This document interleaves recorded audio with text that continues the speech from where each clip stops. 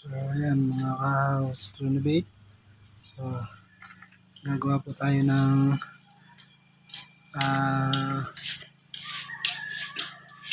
Jetmatic pero wala po siyang pressure tank. Plain na elbow lang.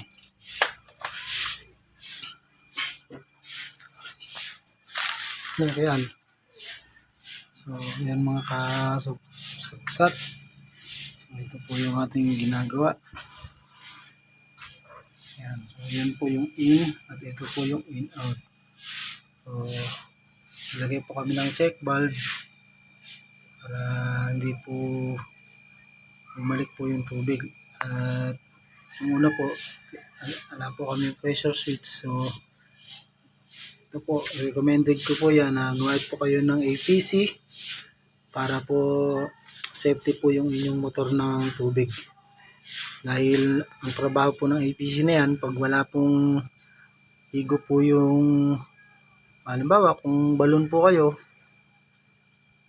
yan, so natuyo po yung balon, naubusan ng tubig, so automatic shutdown po yung APC po ang magpapatay po ng inyong pong motor.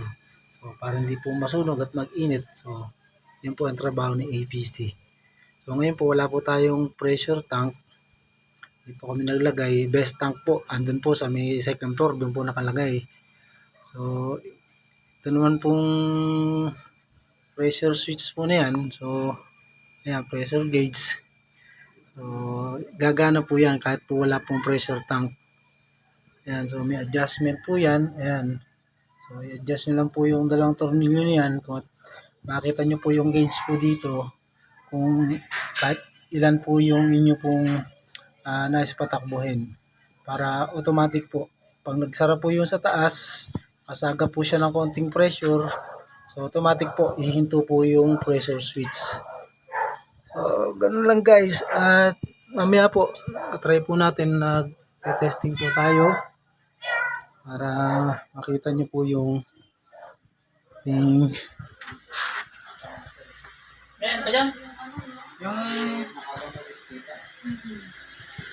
ano elbow nga gagamitin mo.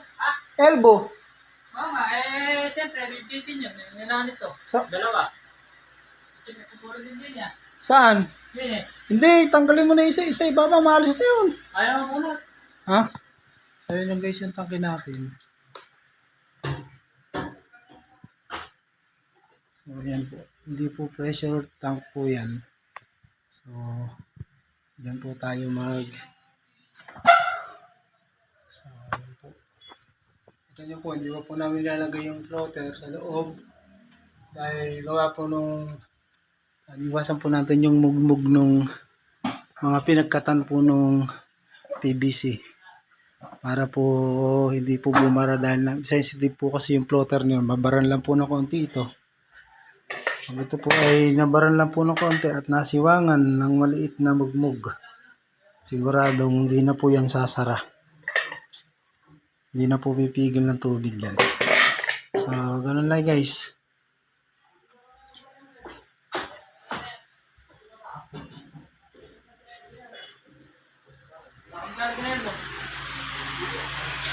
Adi dalawang ano, 'di ba? Dalawa yung ano na yan. Dalawa nga. Oh, adi ano mo isa? Ito ko lang putuloy sa gawin. Sige. Pwede na dyan na ba? Yan. Yan. Dito. Ayan dito. Tawag yan. Nakakatawa mo na. Basta kung sasagot ka, huwag yung just to lang.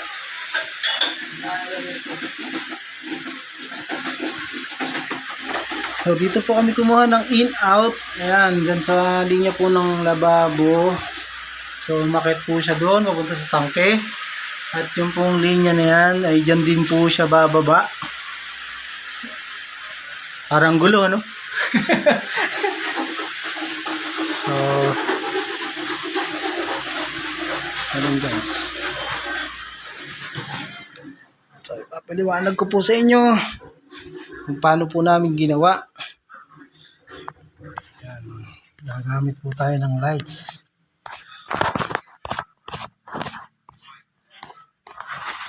Mapapansin nyo guys, So ito po yung downspout niya. Pa nag-drain po tayo, maglilinis. Ayan, diretso po namin sa downspout ng galing po sa bubong. So ayan po. So ganyan po yung parallel po ng in-out po natin. Yan po, check valve po yan. So yan po yung pababa. Ang trabaho po niyan ay puro pababa lang po ang daloy ng tubig niyan. Kaya po check valve. So hindi po siya mag-aakyat ng tubig dito sa ilalim, kundi yung po isang elbow na yan, diretso po yan sa taas. Yan po yung mag-aakyat ng tubig. At pag puno na, siyempre ihinto na, and then pag gagamit po tayo, yung check valve po muna yan, ay bubukas po yan pagka pinababa na po yung tubig sa ilalim. So ganun po. Ayan. So isang linya lang po yan. Kaya lang po, ang nangyari lang po dyan ay naghiwalay lang po siya. Baga parang parallel po siya. So yun o, bahala na po kayo. Hindi ko po masyadong kuhan. Yan po hindi po namin ito talaga porte, pero dahil sa konting karunungan, so yun po. Nakakabuo po tayo. Assemble po tayo. So ganun lang guys. Yun lang ano natin. Maganda talaga guys yung experience sa mga ganitong bagay. So, mamaya, update po ulit at magte-testing po tayo. Tuloy ko po muna yung video.